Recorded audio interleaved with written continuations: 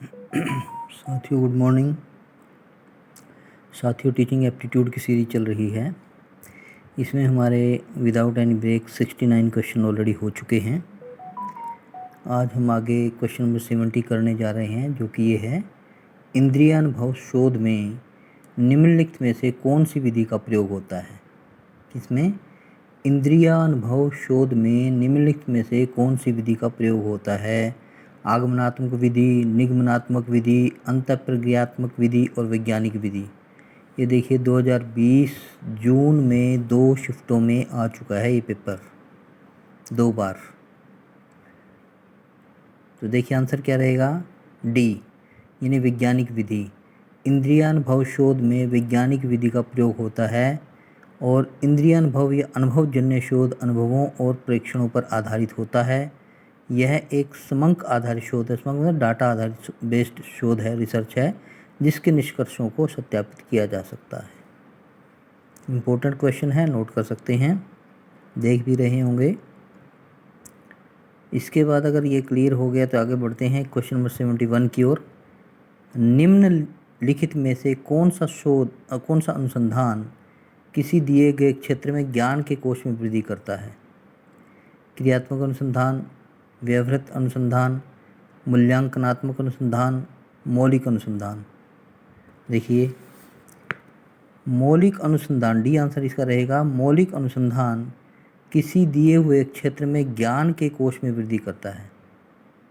वर्तमान या भविष्य में इस शोध की प्रयोज्यता अनिवार्य नहीं है, लेकिन हाँ, यह ज्ञान के भंडार में अभिवृद्धि जरूर करता है।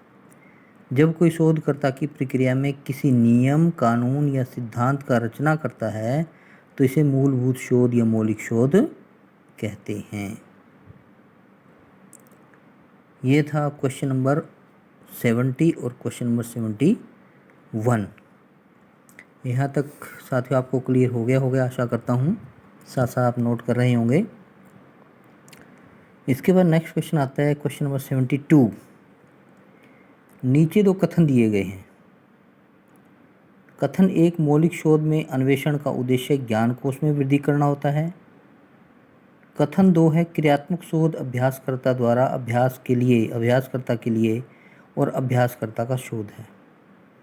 वही आपको पता है जो कथन लिखे होते हैं, इसमें आंसर ABCD रहेगा। पहले में दोनों सही, दूसरे में दोनों सही नहीं है, तीसरे में पहला सही है दूसरा गलत है, और डी में क्या है, पहला सही नहीं है और दूसरा सही है। तो आंसर इसका रहेगा ए, दोनों सही हैं। कौन कौन से दोनों थे हम एक्सप्लेन किया, उसको देख लेते हैं। देखिए कथन 1 सत्य है, मौलिक शोध में अन्वेषण का उद्देश्य पूर्वानुमान में है। यह किसी व्यवहारिक प्रयोग के लिए उपयोगी हो भी सकता है और नहीं भी। दूसरा कथन है, यह भी सत्य है, क्रियात्मक शोध की जरूरत समस्या को जानने और तीव्रता व प्रभावी रूप से दूर करने में है।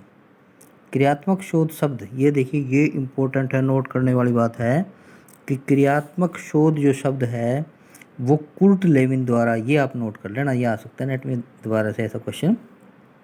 क्रियात्मक शोध शब्द कुर्ट लेविन द्वारा 1940 ईस्वी में प्रयोग किया गया था। ये क्वेश्चन आ सकता है कि कब प्रयोग किया गया था, किसने प्रयोग किया, कौन से सन में किया, शब्द किसने कंसेप्ट को दिया, लेविन द्वारा, कुर्ट लेविन 1940 में क्रियात्मक शोध को।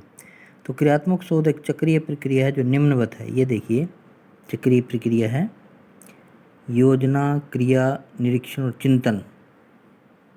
ये आपका क्वेश्चन नंबर था 72। इसी के साथ हम यहाँ पर अपनी वीडियो को विराम देते हैं, क्योंकि फिर लेंथी हो जाती है, वीडियो अपलोड करने में दिक्कत आती है। आशा करता हूँ कि फ़ोटो भी आपको क्लियर नज़र आ रही होगी। अगर कहीं दिक्कत लगती है तो आप मुझे कमेंट कर सकते हैं, मैं दोबारा उसको बना दूँगा। थैंक यू ऑल, बने रहिए, सब्सक्राइब करिए, शेयर करिए, लाइक भी करिए, और कमेंट्स का जवाब, जो आप कमेंट नहीं कर रहे हैं, मैंने आपको कल वीडियो भेजी थी अनसॉल्व क्वेश्चन की, किसी ने भी कोई अपना कमेंट नहीं दिया है। भाई वो आपकी इच्छा है, आपकी मर्ज़ी है, मैं किसी को कुछ नहीं कह सकता हूँ।